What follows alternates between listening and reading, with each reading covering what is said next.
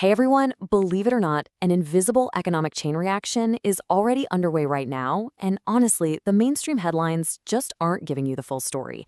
We're talking about the recent conflict in the Middle East and the ripple effects that are heading straight for your wallet.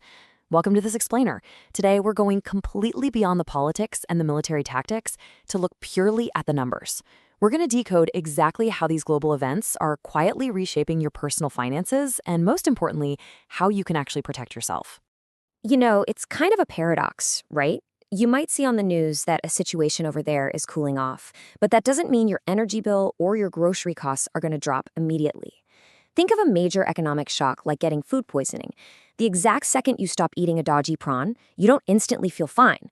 The poison is already in your system, and it takes time to work its way completely through before you feel the full, awful effects. Well, the economic shockwaves from these recent geopolitical events are already inside our financial system, and they're working their way toward your bank account as we speak. So let's dive right into this. We are going to map out this entire chain reaction across 6 very clear dominoes. 1, the initial oil shock. 2, rising costs and job risks. 3, the empty government net. 4, the threat of stagflation. 5, a weakening US dollar. And finally, 6, protecting your financial future. All right, kicking things off with part 1, the initial oil shock. This is absolutely the catalyst for everything else we're going to talk about. To really grasp the economics here, we have to look at the timeline. Back in late February, the US and Israel launched Operation Epic Fury, and that led to immediate Iranian retaliation. But the move that truly shook the global economy, that happened on March 2nd with the closure of the Strait of Hormuz. Now, if you aren't familiar with that area, just imagine a single stretch of global motorway that 20% of the entire world's oil has to travel through every single day. And there's no alternative route. None. Now imagine someone just parked a giant lorry sideways right across it. That is the exact economic equivalent of what happened. And the immediate fallout? It was dramatic. Within just a few weeks, the price of oil absolutely skyrocketed from $61 a barrel at the start of the year to over $118 by the end of March. That's nearly double in just 3 months. It marks the biggest rise we've seen in almost 40 years. And sure, while there have been ceasefire talks and declarations that the strait is quote-unquote open, the situation remains incredibly murky. That uncertainty alone is what keeps the economic damage rolling right along. Which brings us nicely to the second domino, rising costs and job risks. This is exactly where the global shock becomes a very real local household problem. Now, you might be thinking, well, okay, this is just about oil, right? But here's the thing. Oil is the invisible ingredient in almost everything you buy. Seriously, think about your last trip to the grocery store. Every single item on those shelves had to be grown, processed, packaged, and then driven to that supermarket. And every single step of that journey relies heavily on energy. So when the price of oil spikes, every single step gets more expensive. That extra cost just compounds all the way down the line until eventually it lands right on your receipt. And on top of that, consider the dual threat to your job. Businesses right now are getting completely squeezed like a vice from 2 directions at once. On one side, their operational costs, things like manufacturing, transport, electricity, are soaring. On the flip side, consumers are tightening their belts and spending way less because, well, their own living costs are up. It's basically like a sandwich being squeezed from both sides at the exact same time. And when companies get squeezed like this, what do? They freeze hiring, they cut overtime, and eventually they make layoffs.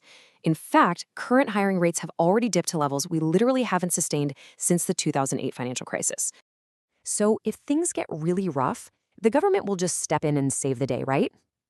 Well, that leads us to Section 3. The empty government net.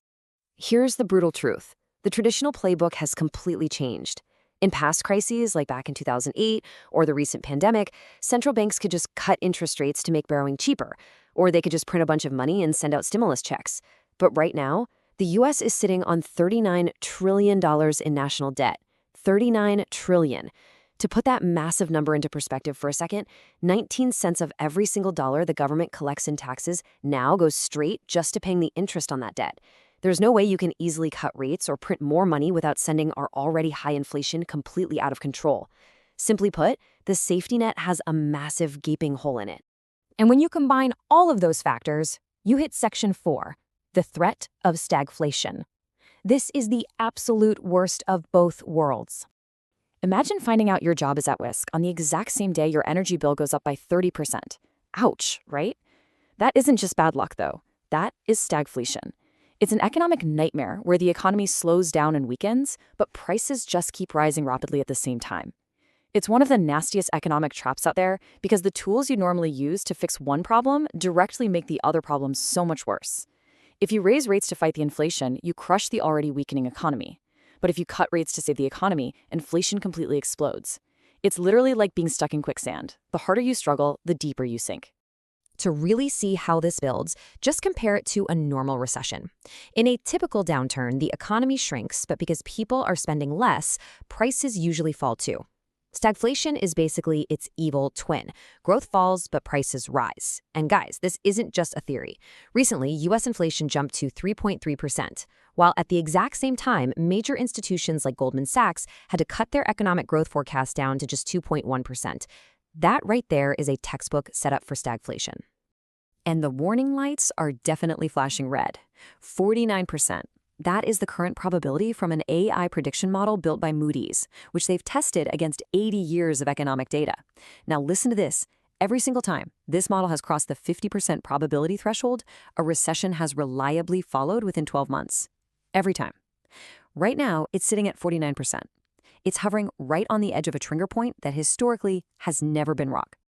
All of this intense domestic pressure brings us directly to Section 5, a weakening U.S. dollar and a massive global currency shift. We are actually witnessing a massive geopolitical shift right now. For decades, foreign governments stored their wealth safely in U.S. treasuries. It was essentially a special, highly secure American bank account. But that is changing, and changing fast. Global central bank reserves have shifted dramatically. Gold now makes up 24% of central bank reserves worldwide, while U.S. treasuries have actually dropped to 21%. This is a complete reversal from where we were in 2015.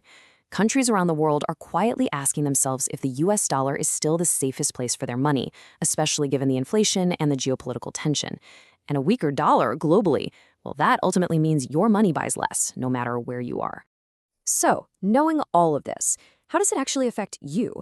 And more importantly, what on earth can you do about it? That brings us to our final section, protecting your financial future. First off, we have to acknowledge that an economic crisis does not land the exact same way for everyone. For a middle-income household, food takes up about 13% of the overall budget. But for lower-income households, it demands a massive 33%. So when oil doubles and food prices jump, it isn't just a minor annoyance. It fundamentally alters daily survival. And the source analysis points out that when governments try to step in and help with price caps or subsidies, massive corporations often end up capturing those profits for their shareholders anyway.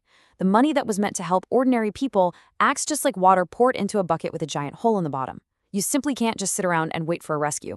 That means you have to take action yourself. The financial analysts from our source materials suggest 4 core practical strategies to protect your savings. First, pause large financial commitments. Don't go taking on massive new debt right now, assuming things will just get cheaper soon. Build up a cash buffer instead. Second, increase your employability. In a tightening job market, you want to be indispensable. Upskill, learn new things, and take on responsibilities that make you super hard to replace. Third, explore online side incomes. The creator of our source material heavily emphasizes learning a digital skill to create a secondary revenue stream so you aren't completely reliant on just one single paycheck. And finally, diversify. During the massive stagflation in the 1970s, the people who survived the absolute best were the ones who held real assets that maintained their value when cash was quickly losing its purchasing power. From a closed shipping lane in the Middle East all the way to the price of groceries in your local store, the dominoes are definitely falling. The safety nets are stretched thinner than ever, and the entire global financial system is shifting right beneath our feet. The information is all right in front of you. So the ultimate question I'm going to leave you with today is this. Are you going to let yourself be caught off guard, or are you prepared to weather the storm of these 6 economic impacts? Take charge of your financial education, prepare your budget today, and stay ahead of the curve. Thanks so much for joining me for this explainer, and I'll see you next time.